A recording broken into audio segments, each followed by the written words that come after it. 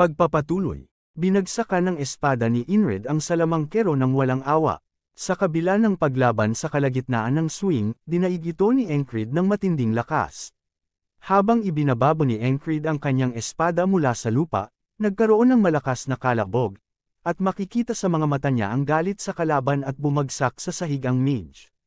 Napansin ni Inred ang kanyang espada at nagulat ito dahil ang talam ay nabasag sa gitna. Habang nakatingin ito sa espada ay sinabi niyang maswerte siya, dahil espada lang ang nasira. Naalala niya noong huling atake niya, sinasabi niya na ito ay nakakabigla. Maaaring nadurog na ang katawan niya sa mga oras na iyon. Tanong niya bakit hindi siya nagtamo ng pinsala. Hinala niya dahil ba ito sa kalidad ng baluti. Pagkatapos lumingon siya at tumingin sa itaas, tiningnan niya ang asawa ng sapatero na nakakulong sa rehas. Naramdaman niyang tumigil na ito sa paghinga. Bumantong hininga siya at sinasabing na master na niya ang kanyang ika-6 na pandama. At pinabagsak ang mage sa isang galaw. Sa pag-iisip na iyon, tumalikod si Encred at umalis at iniwan ang mage na nakahandusay sa sahig na naliligo sa sariling dugo. Nang maglaon, dumating si Esther at sinasabing ang salamangkero ay isang tanga. Natalo siya dahil hindi niya ginamit kung ano ang kanyang nilikha. Pagkatapos ay lumapit ito sa malaking rehas kung saan nakakulong ang nilalang na ginawa ng mage. Isang nilalang na pinagsama-sama mula sa mga hayop, halimaw, at labi ng tao, na idinisenyo upang palakasin ang pisikal na kahinaan ng isang salamangkero. Ang ganitong mga konstruksyon ay karaniwang tinutukoy bilang mga flash golem. Nakakasuklam sa karamihan, ngunit lubos na praktikal para sa isang salamangkero.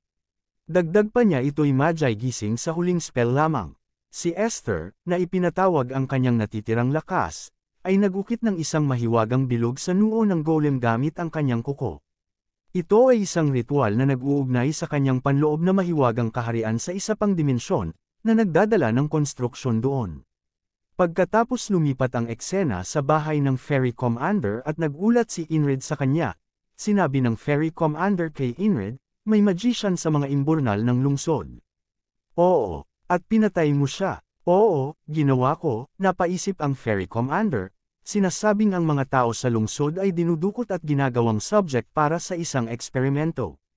Kung makakalabas ang balitang ito, tiyak na magkakaroon ng kaguluhan. Nagsalita si Inred, sinabi niya, pinakamabuting iwanan na lang ang bagay na ito ng nakabaon. Nagtaka ang Fairy Commander kung bakit at sinabi niya kay Inred na mababaon rin sa limot ang kanyang tagumpay. Sinabi ni Inred na ang kapakanan ng mamamayan ay dapat unahin. Pagkatapos lumipat ang eksena kung saan sa bahay ng sapatero may mga lalaking nagtatrabaho at tinanong ng sapatero si Inred na ang mga sundalo ay sinasabing pinupuno nila ang tunnel na hinukay ng Thieves Guild. Kaya hindi pala halimaw ang may gawa, kundi ang Thieves Guild ang may kagagawan. Nakakagulat ito. Nanatiling tahimik lang si Inred at walang maisagot dahil palabas lang nila ito. Pagkatapos ay iniabot ng sapatero ang dala nitong sako kay Inred at sinabing tanggapin ito bilang kabayaran. Nang tingnan niya kung ano ang laman ay isa palang sapatos, sinabi ng sapatero na ang sapatos ni Inred ay pagod na kaya ito na lang ang suotin niya. Makikita sa mga mata ng sapatero ang pangungulila at pagdadalamati, sinabi pa niya sa ngayon wala na ang isang pag-aalala. Dagdag pa niya sana'y makabalik ang asawa ko ng ligtas. Tiningnan siya ni Inred ng may kalungkutan, sinabi sa kanya ng sapatero na alam niyang ito'y pagiging makasarili, ngunit pakiusap niya na hanapin raw ni Inred ang asawa niya. Tumigil si Inred ng sandali at tumingin sa sapatero ng may pag-asa, sa wakas ay nagsalita na at sinabi sa sapatero na gagawin niya ang kanyang makakaya. Pagkatapos ay napag-isa si Inred kung saan sa taas ng burol at nakaupo siya, habang tinatanaw ang paglubog ng araw, napapaisip siya at tanong niya sa sarili. Ang pagbibigay sa sapatero ng maling pag-asa ay ang pinakamabuting pagpipilian niya. O ang sabihin na lang sa kanya ang katotohanan at harapin niya ito. Dagdag pa niya kung magiging kabalyero siya. Mapipigilan kaya niya ang mga ganitong bagay ng maaga. Tumayo siya at sinabing hindi niya rin alam. Naglakad paalis at iniwan ang espadang nasira, sinasabing, wala akong pagpipilian ngunit susubukan ko na lang. Pagkatapos lumipat ang eksena kung saan maraming mga asong lobong halimaw na mabilis na pasugod sa kinatatayuan ng mga sundalo na naka-circle formation, isang sundalo ang tumusok ng sibat sa halmo na parang iniihaw na barbecue, Isang squad kung saan napabilang sina Inrid at Rem dahil sa request at makikita natin si Rem na tinatamad at mukhang walang gana. Habang pinapaligiran sila ng mababangges na asong halimaw ay nakataas pa rin ang mga kalasag nila at handa sa mga atake. Sinabi ng commanding officer na kumalma lang at panatilihin ang formation, papalapit na sila at huwag hayaang mabasag ang mga kalasag aniya. Samantala si Inrid ay nagsabing pagkatapos niyang patumbahin ang nakalaban niyang mage ay kaagad silang nagtungo para supilan ang mga halimaw dahil sa request. Isa pang halimaw ang natusok ng si Ibat at napaiyak ito, isa pa ang lumapit at natusok rin ito. Bigla na lang tumawa si Rem na parang baliw dahil sa pagkadismaya ni Inrid sa nangyayari sinabi nitong parang hindi niya maramdamang lumakas na siya. Napabuntong hininga na lang at bulong niya ito ang pamantayang paraan na gawaing bagay. Dapat ba raw siyang mag-solo mission sa halip? Nakita ito ni Rem na nagsisimula na siyang tamarin at sinabi sa kanya na mukhang tila nabigo ito. Sabay bitaw sa kalasag at hawak sa kapa nito at sinabing siya na ang bahala dito para sa kanya ng may masayang tono. Bigla na lang itong sumugod papunta sa mga halimaw. Tinanong ng commanding officer na bakit ang baliw na iyon ay parang nasisiraan na naman. Nag-rampage na naman si Rem at napakasaya nito sa pagtataga ng palakol sa mga halimaw. Tinawag ng commanding officer si Inrid na spellbreaker at sinabi na ang kasama niyang bastardong baliw, seryoso. Hindi na nga nakapagpigil si Inrid at sumugod ito habang binubunot ang espada. Napasabi na lang ang commanding officer na pareho lang pala sila, sinira nila ang nakakabaliw na squad na ito. Agad na lumapit si Inrid sa mga halimaw at hampasin ito ng espada, winasiwas ito ng mabilisan at pinagpuputol ang mga ulo nito. Gayunman ngumiti si Rem at sinabi kay Inrid na sabihin mong tama ako. Nakakatamad ang commanding officer na iyon. Tugon ni Inrid na si Rem ang pinakabaliw, nagulat si Rem at sinabing paano ako naging baliw. Nagsimula na naman silang umato ng kanilang mga sandata at pinagpapatay ang mga halimaw, makikitang nagsisitil-sikan ng dugo sa paligid at nagsisilipar ang ulo ng mga halimaw. Nagulat at nagtataka ang kasamahan nilang mga sundalo sa nakikita nila sinasabing puro talaga sila mga baliw. Pagkatapos ay nilinis ni Inrid ang kanyang espada na hamampas sa hangin at nagtanggal sa dugo ng halimaw mula sa espada niya. Pagkatapos ubusin ang mga halimaw ay nagkomento sa kanila ang commanding officer na sinabing lumaban raw sila ng napakahusay, at wala na siyang masasabi pa. Samantala makikita pa sa mukha ni Inrid ang pagkadismaya, sinabi ni Rem sa kanya na mukhang hindi pa rin ito kontento. Sinabi sa kanila ng commanding officer na kung gusto nilang magwala ay bakit hindi na lang sila magtungo kung nasaan ang heavy armor unit. Tinanong ni Inrid kung mayroon bang malalakas na halimaw doon. Makikita ang mga asong halimaw na may mukha ng tao at kung nasaan ang heavy armor unit na naka-circle formation at inaatake sila ng mga halimaw. Sinasabi ng leader nila habang tinatawag ang archers. Nasaan na ang support ng archers, dagdag pa niya wag ibaba ang kalasag hanggat hindi pa dumarating ang backup. Bigla na lang itong natigilan ng damapo sa kanya ang malaking ibon na halimaw.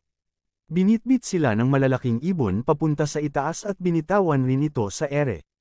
Nang bumagsak ang mga sundalo mula sa lupa maririnig ang malakas na kalabog nito dahil sa taas ng pagbagsak, nagsimula namang manginig sa takot ang mga sundalo. Nakita ito ni Inrid at Rem habang tumatakbo patungo sa kanila, sinabi ni Rem na ang sakit naman nun. Napahinto bigla si Inrid at tumangala sa itaas at tinignan niya ng mabuti ang mga lumilipad at tinawag niya itong mga harpy. Naalala niya noong mga panahong napabilang siya sa mercenary, habang inaatake sila ng mga harpy ay takot na takot siya. Sinubukan siyang iligtas ng kasamahan niya ngunit namatay din ito kalaunan. Inuubos ng mga harpy ang mga kasamahan niyang mababait na mercenaryo. Pagkatapos habang sumugod si Inrid at binunot ang kanyang espada at papunta sa mga harpy, isang harpy ang sasalubong sa kanya, sinabi ni Inrid na wala ni isa, at walang sinuman ang mamamatay ngayon. Mabilis na tumatakbo sina Inrid at Rem palapit sa mga kalabang halimaw at magsasalubong sila. Bigla na lang sumigaw at umiyak ang halimaw na nagsanhi ng pagsakit ng tainga at ulo ng mga sundalo, at napapaiyak sila sa sakit. Sinabi ni Inrid na ang pag-iyak ng harpy ay nagpapayanig sa utak ng tao. Nang malapit na itong damapo kay Inrid at magtatangkang sakmalin siya, sa isip-isip ni Inrid na mas masakit ang pagkamatay kaysa sa pag-iyak ng halimaw. Nang magsalubong sila naunahan ni Inrid ito at tinaga ng espada sa balikat at bumaon ito ng malalim at nagsimula itong makaramdam ng matinding sakit. Tinodo pa ni Inrid ang pagtulak ng espada niya at nilagpasan niya ito ng napakabilis na nagsanhi ng pagkaputol ng pakpak ng halimaw. Para bang ang madalas na atake ni Zoro ang makikita.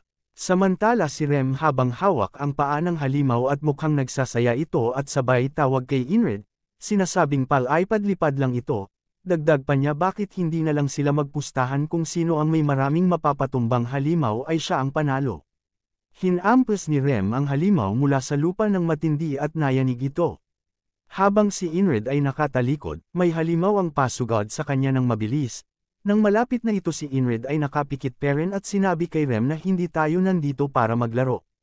Agad itong umikot ng napakabilis patungo sa gilid ng kalabang halimaw, habang nakataas ang espada at halatang tatagahin nito ang halimaw mula sa likod at tinaga nito ang likod ng halimaw ng malakas.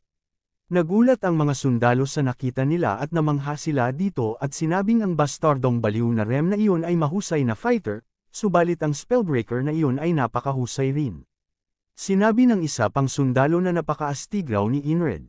Patuloy lang si Rem sa pagkabaliw niya, tinaga ng palakol ang paboritong ulam na paa ng halimaw at sabay hampas na naman sa lupa at nayanig sa sakit ang halimaw. Si Inrid naman ay patuloy lang din sa pagputol ng paborito nitong ulam ang pakpak ng halimaw.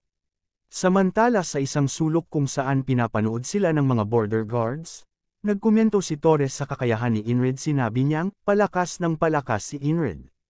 Tinanong siya ng kasamahan niya kung ayos lang ba sa kanila na manood na lamang sa isang tabi, at hindi magbibigay ng suporta bilang backup. Tumogon si Torres na mukhang hindi na sila kailangan pa sa laban. Bumalik sa laban kung saan dalawang halimaw ang pasugod kay Inrid at pinuntirya mismo ang espada ni Inrid para mabitawan niya ito. May utak din pala ang mga ito. Tumilapon ang espada ni Inrid at nagpagulong-gulong ito sa lupa. Kasabay nito ay binalikan siya ng dalawang halimaw at halatang aatakihin na naman si Inrid.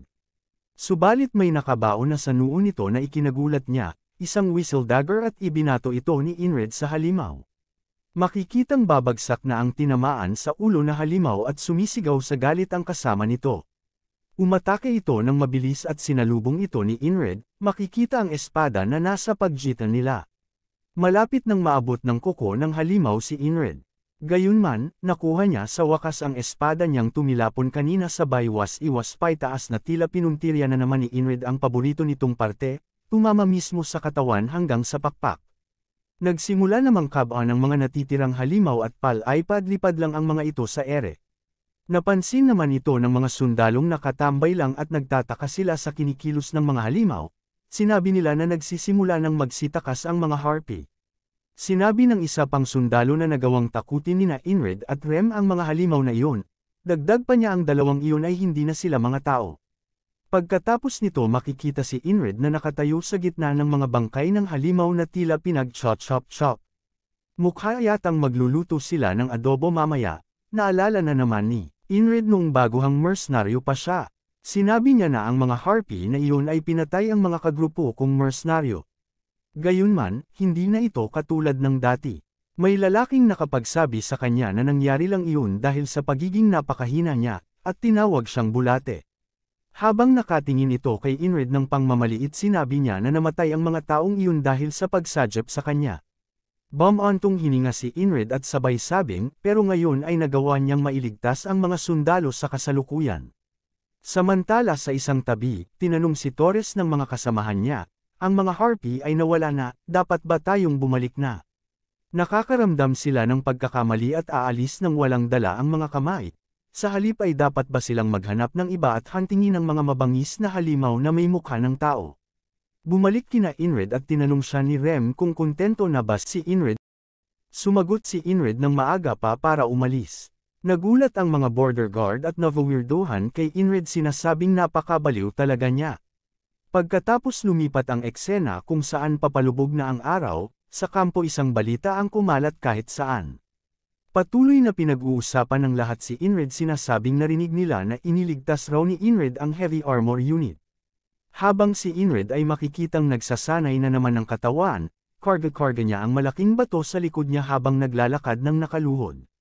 Dumaan ang dalawang lalaki at naririnig niya ang pinag-uusapan nito patungkol sa kanya. Sinabi ng lalaki sa kasama niya na nararamdaman niya, ngayon ay nakikita niya si Inrid ay nasa ibang antas na. Dagdag pa niya kahit ang malakas lalaking iyon nagsasanay peren hanggang ngayon. Dapat natin siyang gayahin, tumugon ang isa pang lalaki na ganun din ang gagawin. Pagkatapos kinabukasan maagang nagtungo si Inrid sa quest board para kumuha na naman ng request. Sinabi niya sa lalaki na kukunin na niya ang request na ito street tatapusin ko ito ng mabilis, at pagkatapos ay kukuha pa ako ng request sa gabi. Tanong ng lalaki kay Inrid na nagtataka hindi ba kumuha ka na ng request kahapon? Ilan ba ang katawang mayroon ka, baliw ka? Kinagabihan, sa kampo ay patuloy lang na nagsasanay si Inrid ng espada. Napadaan naman ang lalaking at nakita niya si Inrid na nagsasanay sa gabi. Bulong niya na hindi raw nagpapalipas mag-training si Inrid kahit isang araw lang. Nagtataka siya sinabi niyang masaya ba ito sa ganyang pamumuhay. Dapat ko rin ba itong subukang gayahin? Kaya nag-training na rin ang lalaki at patuloy lang sa paghampas ng espada. Kinabukasan ay nag-training ulit at tila may kasama na siya. Lumipas ang araw ay bigla na lang silang dumarami, lahat sila nag-training sa gabi at makikita sina Andrew at Henry na kasama rin na nagsisimulang magsanay, kasama rin sina Vengeance. Kinabukasan ay napansin ito ng ferry commander na maraming sundalo na ang nagsasanay. Sinabi niya na tila nagbago ang simoy ng hangin ng unit kamakailan lamang. Sinabi ng alalay niya na narinig niya ang ilan sa mga sundalo na sinusubukan nilang gayahin ang spellbreaker. Napabuntong hininga ang ferry commander at sinabing hindi na niya kayang patagilan pa ito. Tinawag niya si Inrid at nag-usap sila. Sinabi niya kay Inrid na may mahabang pag-uusapan sila patungkol sa kanya. Ito ang naging desisyon ng Holy Order, kaya sundin mo ito aniya. Ngayon ay, ang 444 na squad ay na-promote na sa pagiging independent platoon, sa ilalim ng ika-4 na company. Sa kasalukuyang ito ay independent platoon, leader na raw si Inrid. Ngunit sinabi ni Inrid na mayroon lamang siyang 5 membro sa ilalim ng kanyang pamumuno, hindi yun sapat sa hukbong pleton. Ngunit sinagot ito ng ferry commander na tutugunan niya ito at sinabi niya kay Inrid na magdagdag lang ng kahit ilang membro na kailangan niya.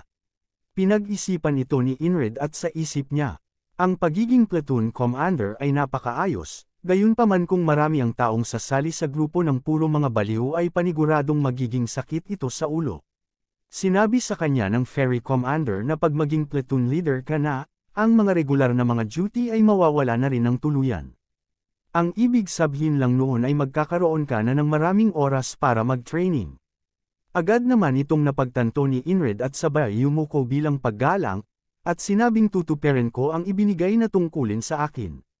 Ngunit nagtaka si Inrid nang sabihin ng ferry commander sa kanya na nakakahiya naman kung hahayaan lang kitang basta na lang umalis. Tinanong niya si Inrid paano kung mag-sparring tayo ulit, platoon leader. Sabay taas ng kamay at pinagpag ito sabay nag-post ng sexy kay Inrid at sinabing sa pamamagitan ng martial arts. Agad namang tinigasan si Inrid at pinag-iisipan niya ito, at naalala niya noong naglaban sila ng ferry commander at paulit-ulit siyang pinapabagsak. Sinabi niyang pagkatapos kong matalo sa huling laban naming dalawa ay nag-training ako ng matindi sa martial arts kay Odin na parang buhay ko na ang kapalit.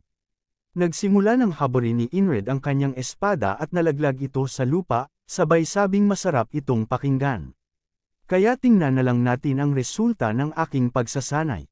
At dito na nagtatapos ang episode, sana'y nagustuhan niyo mga lods. Salamat sa panunood. Kung bago ka pa lang ay huwag kalimutang mag-subscribe para update ka sa susunod na episode. Maraming salamat na rin sa'yo, kita kits.